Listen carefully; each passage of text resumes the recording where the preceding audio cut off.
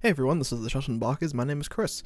So today we're back for another anime first impressions. This one is one I've been excited for since I heard the announcement of it. It's called Call of the Night, and I think it was announced maybe in January or February, so it's been a fair bit, and it was well worth the wait, let's just say that.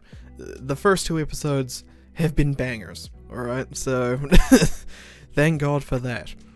So if you don't know already, Call of the Night is a manga series originally about a boy who has insomnia, he can't sleep, he's not going to school anymore, and so he ventures out into the night time, and he comes across a girl named Nazuna, which is weird, and then he gets enticed to go back to her apartment and to help him try and sleep, and while doing that, he gets bitten on the neck, and turns out she's a vampire. Comedically sound vampire. So, yeah, other than that, not much to it, unless I go into spoiler territory, because I'm well ahead in the manga, I already know everything that's going to happen at the moment, so it's cool seeing it all unfold in animation format. So, yeah, let's talk about the anime, actually. So it started on July 8th, which is a Friday for my time zone, Thursday for the rest of the world. Summer 2022 season, and it is being done by Leiden Films, or Leiden, kind of hard to say. Leiden Films is well known for Tokyo Revengers. Sorry, I'm really struggling here. Magical Senpai. God, I always forget what the name of this show is. Last Town Dungeon Boonies or whatever. And the 2016 Berserk remake. They also did Arslan. So, they've got a very varied amount of shows. Not all of them good. I will say that right off the bat. Because, as we all know, the 2016 remake or sequel of Berserk was bad, for the most part. Everybody can mostly agree on the fact that it looked awful. I haven't even seen any of Berserk, but I know that part is terrible. So, yeah, I'm planning on getting to Berserk eventually, but don't hold your breath. So, basically, they've got a big catalogue in the background, but nothing really punching, nothing as a big hitter, unless you count Tokyo Revengers, which I feel like is a weird one, because everybody talked about it, but then nobody talks about it. So, like, now that it's ended, nobody really cares. And I feel like that's pretty fitting. Because I never watched the show.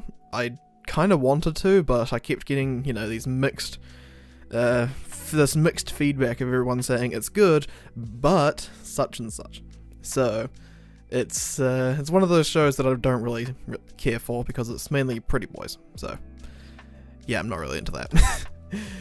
Yeah, so, being done by Leiden Films, when that was announced, I was terrified, because, let's be honest, they don't have a very good track record for having good-looking anime, for the most part. A lot of it is kind of off-kilt, like they've got a bit of weird-looking wonky faces, they've got some weird-looking buildings, those sorts of things.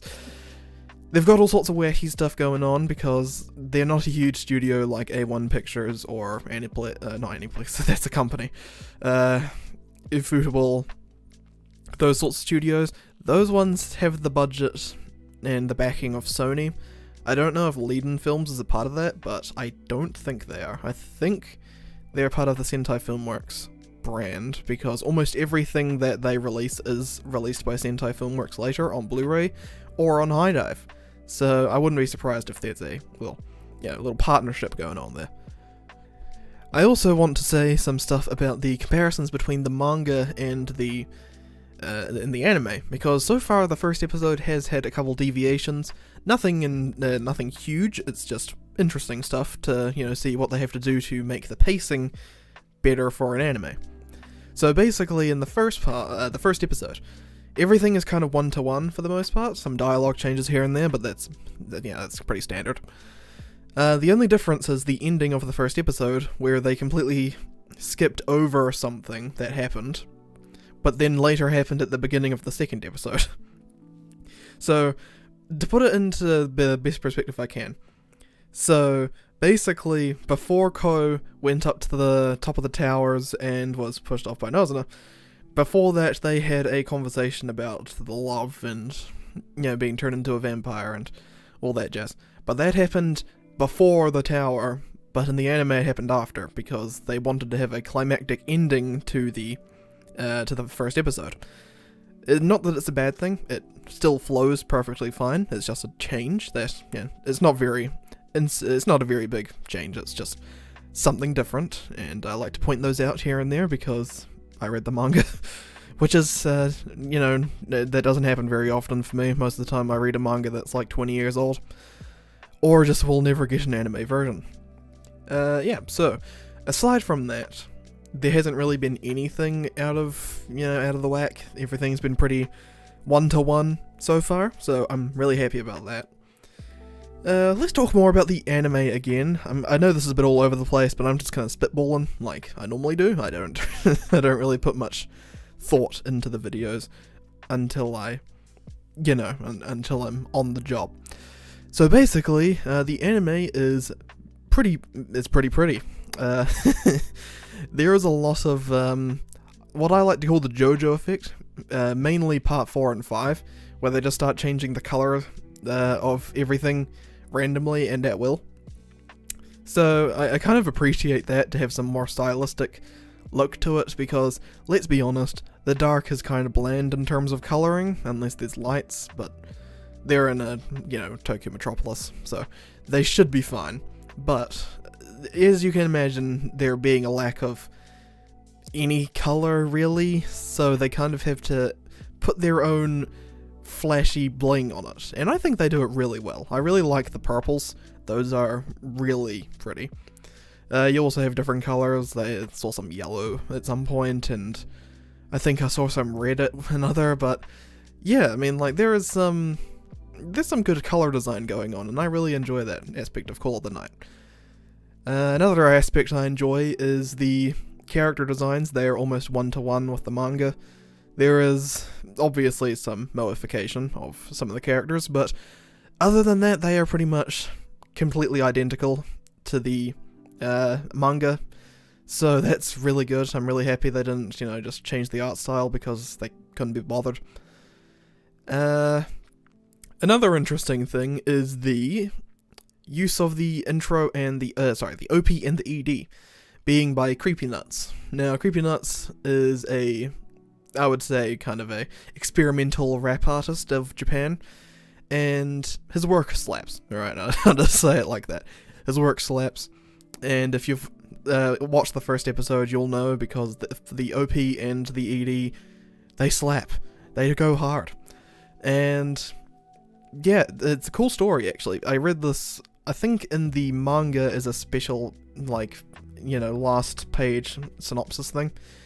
Or maybe it was on Wikipedia, I don't remember, but I remember the fact that the creator of the manga, which has also done other work such as Dagashi Kashi, and that's about it, from what I can remember, the creator listens to CreepyNuts quite a lot. He really likes his work. And so when he was creating this manga, he was thinking, oh, what should I call it?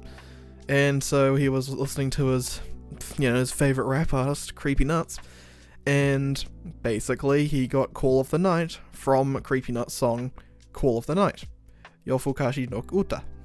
I think I said that right. Basically, it was a cool little nod, they got the song that inspired the name of this manga to be the ED of the anime, and I think that's really cool. I think that's really sweet.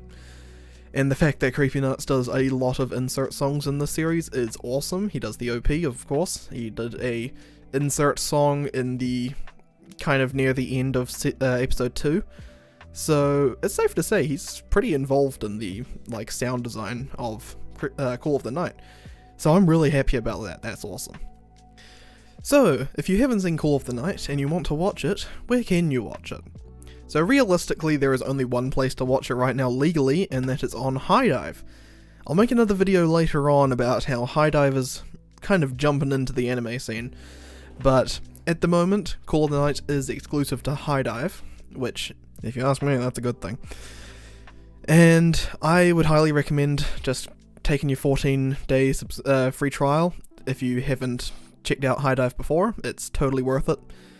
And then I think after that it's like $7 New Zealand dollars a month, which is my currency.